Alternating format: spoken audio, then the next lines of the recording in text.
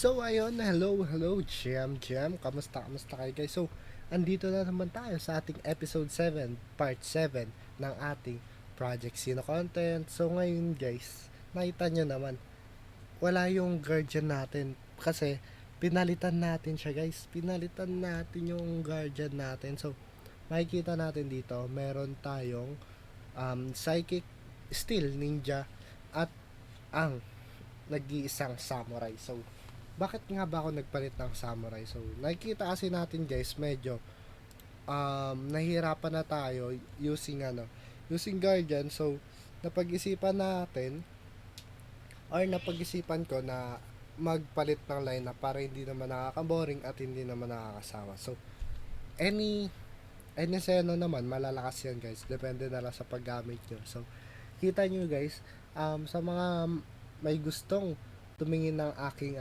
skill set, ayan, pwede nyo screenshot, pwede nyo rin uh, sundan na. So, pwede nyo i-post na lang yung ating video para makita nyo. So, first natin, ang ginamit natin sa samurai, meditate. Ano nga ba yung meditate? So, yung meditate guys, next turn, plus, may 2 energy cost siya, pero next turn, plus 2 energy cost sa akin, plus, yung damage ng next skill card ko ay 42%. So, dumadagdag ng 42%. So, isipin natin, kada 100 damage, may plus 42 ka. So, sobrang lakas nun. So, ayun, napakaganda. Lalo na pag magkikritical pa. So, next naman natin is yung Void Thrust. So, attacks in horizontal line. So, napakadami natin nakita na naka-horizontal line na. So, nakita natin dito at ginamit natin to si Void Thrust. So, napakasakit nito guys kasi nasa harap pagkikritical. So, next naman natin ay ang Cruciform. Attack sa single enemy all adjacent squares above, below, right, and left below 144 damage. So, yung damage niya guys is pa-cross.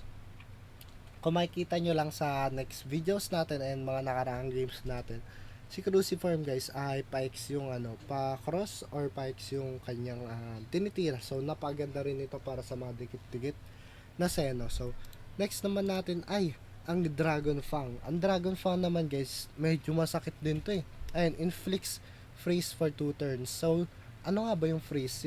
Yung freeze is yung final damage inflicted by attack skills is reduced. So, kapag may freeze si tropa, yung mga kalaban natin, may may bawas damage sila na mabibigay sa mga seno natin. So, ayun lamang naman guys yung pinalitan ko kasi 'di ba naka-guardian tayo. Pero makikita natin dito si si ninja natin is still naka Raging Flame. Yung Raging Flame is kapag una mo siyang ginamit, -1 na kagad yung lahat ng kasunod. So, Raging Flame, nag-poison bomb din ako. Kanawag ako rin ng jutsu at ang nawala sa akin is ang torrent water. So, pinalitan natin siya ng detonator. Ano nga ba yung detonator? Ano siya? Isang summon unit. Kapag pinatay mo siya, magdi-deal siya ng 132 damage and mawawala siya. So, maganda to guys, pangharang. So, ayun yung ginagamit ko dyan, pangharang. So, next naman natin is yung Little Thunder. Ano nga ba yung Little Thunder? Attacks the entire enemy with an effect value of 94. So, entire enemy. So, lahat ng madadaanan niya is madadamage niya. So, napaganda nito. Kasi AOE siya. Um, Nagki-critical din siya kapag ninja yung kalaban. Yung electric shock guys is no criticals will be activated. So, kapag may may grappler kang kalaban, may samurai kang kalaban, hindi siya magki-critical kapag nakidlatan mo siya or naunahan. So, next naman natin yung fireball na lagi natin ginagawa or lagi natin ginagamit na sobrang sakit sa ninja kasi nagdodoble at may burn pa. So, napakaganda nito para sa ating fireball.